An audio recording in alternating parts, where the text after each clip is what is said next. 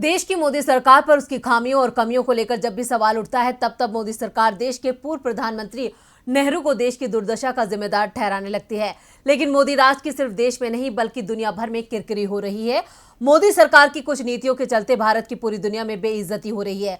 वहीं दूसरी तरफ सिंगापुर में कुछ ऐसा हुआ जिसने मोदी सरकार की बोलती बंद कर दी है। आखिर क्या है मामला, देखते हैं ये रिपोर्ट। बीते दिनों संसद में बजट सत्र के दौरान पीएम मोदी ने पूर्व प्रधानमंत्री नेहरू का जिक्र करते हुए आजादी के बाद हुई सभी गलतियों के लिए उन्हें जिम्मेदार ठहरा दिया था। वैसे ये पहला मौका नहीं था जब पीएम मोदी ने अपनी कमियों को ढकने के लिए नेहरू को जिम्मेदार बता दिया हो।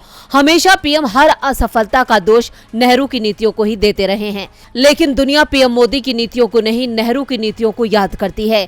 एक और मोदी सरकार को लेकर दुनिया भर में भारत की सिर्फ किरकिरी हो रही है, चाहे मामला कोरोना के चलते भारत में स्वास्थ्य व्यवस्था की बदहाली का हो या फिर हिजाब को लेकर चल रहे विवाद का। हिजाब मामले में तो हाल ही में इस्लामिक देशों के संगठन ऑर्गेनाइजेशन ऑफ इस्लामिक कॉरपोरेशन ने मोदी सरकार पर आरोप भी लगा दिया, भारत में मुसलमान और उनके धर्मस्थल सुरक्षित नहीं हैं। दुनिया में देश की बदनामी हो रही है, लेकिन दूसरी ओर नेहरू की तारीफें भी सुनाई दे रही हैं।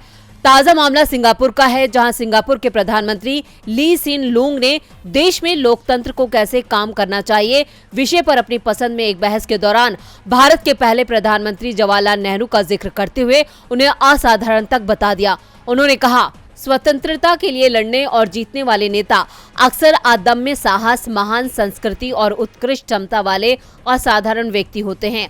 उन्होंने बहुत सारी मुश्किलों का सामना किया, तब जाकर जनता के बीच नेता के रूप में उभरे। David Ben Gurion, Jawaharlal Nehru ऐसे ही नेता हैं।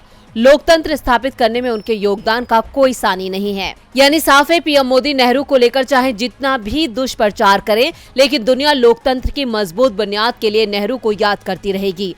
डीबी लाइव की रिपोर्ट।